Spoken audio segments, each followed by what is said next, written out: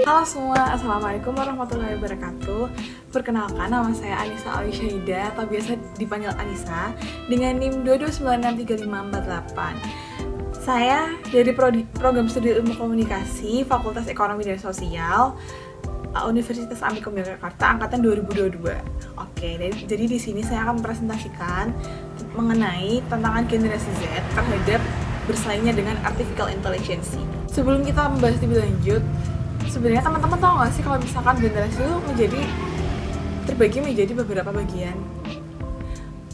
Yang pertama itu ada generasi pre-boomer, di mana mereka itu lahir di saat sebelum merdeka, atau yaitu Indonesia sebelum merdeka, yaitu sebelum 1945. Jadi itu dinamakan generasi pre-boomer atau silent generation. Oke. Lalu yang kedua ada baby boomer, yaitu generasi mereka lahir di mana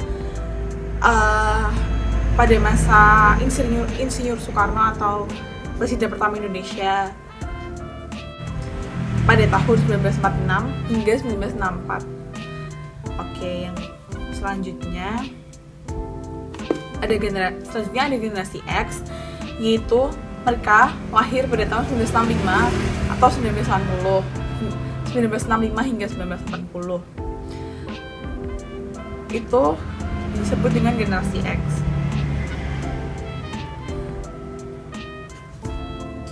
Oke, lalu setelah generasi X ada juga generasi milenial, itu lahir pada tahun 1981 atau 1996. Lebih kasarnya seperti di atasnya kita ya, kakak kita gitulah. Lalu yang kita bahas ini ada generasi Z. Nah, generasi Z itu dimana mereka lahir pada tahun 1997 hingga 2012. Sebenarnya pada era sekarang tuh udah ada lagi generasi, yaitu generasi Alpha, di mana itu tuh generasi Alpha tuh lahir di tahun 2013 hingga 2025. Tapi kita kan bahasnya kan lebih ke arah masa depan karir ya. Jadi lebih ke arah generasi Z dulu. Kalau misalkan generasi Alpha mungkin besok-besok. Oke. Teman-teman tahu nggak sih artificial intelligence itu apa?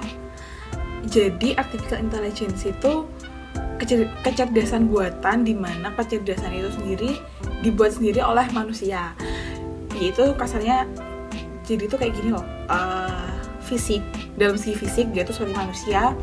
Dalam segi fisik, kecerdasan, otak maupun apapun itu seperti manusia, namun dia tuh lebih ke arah robot. Kasarnya seperti kayak robot gitulah. Kasarnya itu seperti itu, tapi dengan wujud seperti manusia.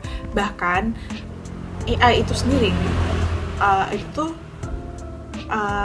bisa mengalahkan manusia atau bisa mengalahkan penciptanya sendirilah, kasarnya seperti itu. Kalau misalkan manusia itu menyalahgunakan penggunaan AI. Nah, lalu peran generasi Z terhadap AI itu sendiri apa sih? Jadi generasi Z itu kan lahir dalam teknologi di mana lagi maju-majunya atau berkembang pesatnya ya. Nah, jadi generasi Z itu harus bisa beradaptasi dengan teknologi yang dibuat oleh masanya, gitulah kasarnya itu seperti itu. Atau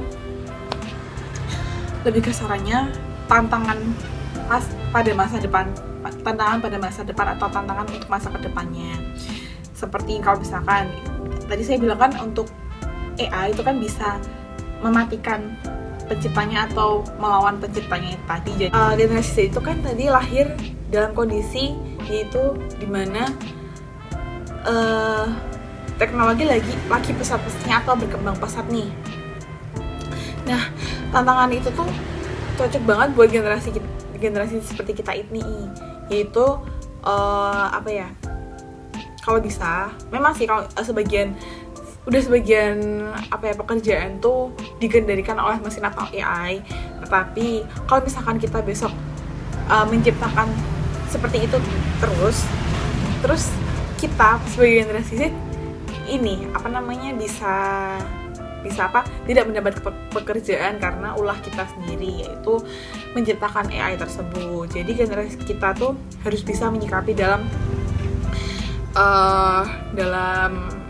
tantangan atau dalam teknologi yang kita bikin itu tadi. Nah, generasi Z sendiri itu tuh harus bisa berpikir atau beradaptasi dengan kreativitas sendiri yang kita buat itu sendiri. Selain itu, mereka juga dituntut untuk beradaptasi dalam perubahan zaman, semakin berubahnya zaman. Peran generasi Z sendiri itu harus melebihi AI itu sendiri, jadi bisa mengalahkan AI, jangan mau untuk dikalahkan oleh AI.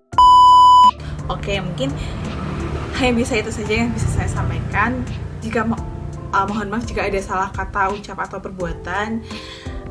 Wabillahi taufiq wal hidayah. Wassalamualaikum warahmatullahi wabarakatuh. Terima kasih.